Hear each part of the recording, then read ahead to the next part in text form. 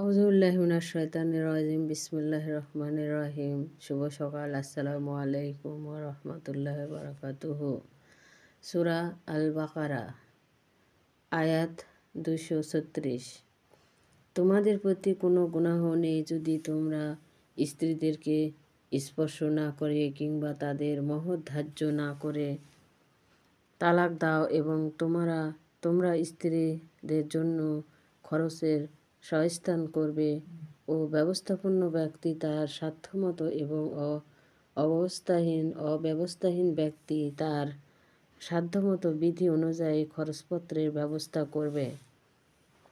পুণ্যবানদের উপর এটা দায়িত্ব, যদি তোমরা তাদেরকে স্পর্শ করার পূর্বে তালাক দাও অথচ তাদের মহর ধার্য করা হয়, সে অবস্থায় ধার্যকৃত মহরের অর্ধেক কিন্তু যদি স্ত্রীরা দাবি মাফ করে দেয় কিংবা যার হাতে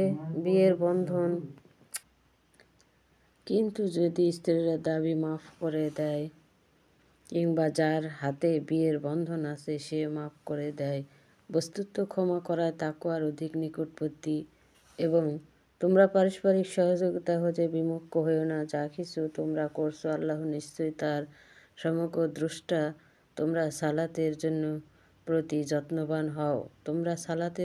যত্নবান হও, বিশেষ করে মধ্যবর্তী সালাতের প্রতি, এবং আল্লাহর সামনে বিনীতভাবে দণ্ডায়মান হও। যদি তোমরা ভয় করো তবে পথচারী কিংবা আরোহী অবস্থায় নামাজ আদায় করবে। যখন নিরুদ্দেশ হবে তখন আল্লাহকে স্মরণ করো, যেভাবে আল্লাহ তোমাদেরকে শিক্ষা দিয়েছেন যা তোমরা জানতে না। তোমাদের মধ্যে যারা বিবিদেরকে রেখে মারা যাবে তারা বিবিদের জন্য ওসিয়ত করবে যেন 1 বৎসরকাল সুযোগ সুবিধা পায় এবং গৃহ হতে বের হয়ে দেওয়া না হয়। তবে যদি তারা নিজেরাই বের হয়ে যায় তবে তোমাদের প্রতি গুনাহ নেই। তারা নিজেদের ব্যাপারে বৈধভাবে কিছু করলে আল্লাহ মহাশক্তিধর সুবিজ্ঞ।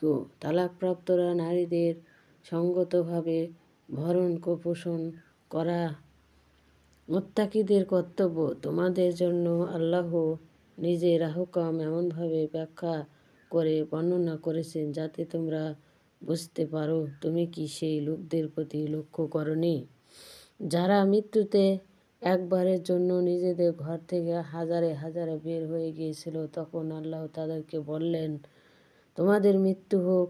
ততঃপর তাদেরকে জীবিত করে উঠালেন। নিশ্চয়ই আল্লাহ লোকদের প্রতি দয়াশীল, কিন্তু অধিকাংশ লোক শুকর করে না। তোমরা আল্লাহর পথে যুদ্ধ করো এবং জেনে রেখো আল্লাহ নিশ্চয়ই সর্বশ্রোতা ও সর্বজ্ঞ।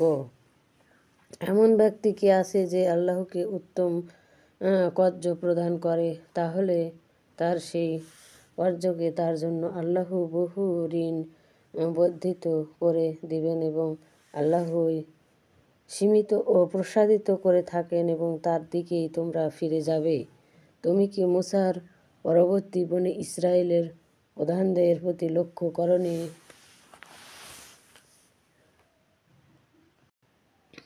তারা তাদের নবীকে বলেছিল, আমাদের জন্য একজন বাদশাহ ঠিক করুন যাতে আমরা আল্লাহর প্রতি জিহাদ করি। নির্দেশ হলো, এমন সম্ভাবনা আছে কি যে যদি তোমাদের প্রতি জিহাদের হুকুম দেওয়া হয় তবে তোমরা জিহাদ করবে না? তারা বলল, আমরা কি ওজরে আল্লাহর পথে জিহাদ করব না যখন আমরা আমাদের গৃহ সন্তানাদি হতে বহিষ্কৃত হয়েছি? অতঃপর যখন তাদের প্রতি জিহাদের হুকুম হলো তখন আমাদের অল্প সংখ্যক লোক ছাড়া সকলেই ফিরে দাঁড়ালো এবং আল্লাহ জালিমদেরকে খুব ভালোভাবেই জানেন। তাদেরকে তাদের নবী বলল, আল্লাহ যখনই তালুককে তোমাদের বাদশাহ ঠিক করেছেন, তারা বলল, তোমাদের উপর কি প্রকারের তার রাজক্ষমতা মিলতে পারে যখন তার চেয়ে আমরা রাজশক্তির অধিক যোগ্য পাত্র, আর তাকে আর্থিক সচ্ছলতাও প্রদান করা হয়নি? নবী বলল, আল্লাহ তাকেই তোমাদের উপর পছন্দ করেছেন এবং তাকে জ্ঞানে ও দেহে সমৃদ্ধ করেছেন। আল্লাহ যাকে ইচ্ছে নিজের রাজ্য দান করেন। বস্তুত আল্লাহ পর্যন্ত দাতা ও প্রজ্ঞাময়।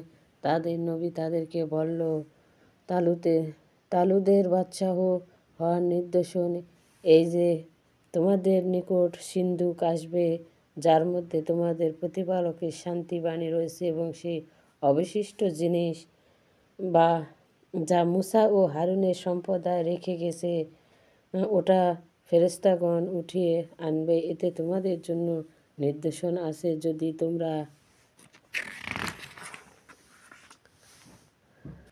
যদি তোমরা মুমিন হও। অতঃপর যখন তালুত সৈন্যসহ রওনা হলো, বলল, আল্লাহ একটা নদী দ্বারা তোমাদের পরীক্ষা করবেন। মূলত যে কেউ ওটার পানি পান করবে সে ব্যক্তি আমার দলভুক্ত নয়, আর যে তা খাবে না সে নিশ্চয়ই আমার দলভুক্ত হবে। কিন্তু যে এক অঞ্জলি পানি নেবে সেও আমার দলভুক্ত। অতঃপর অতি অল্প সংখ্যক ছাড়া তারা সকলেই তা থেকে পান করল।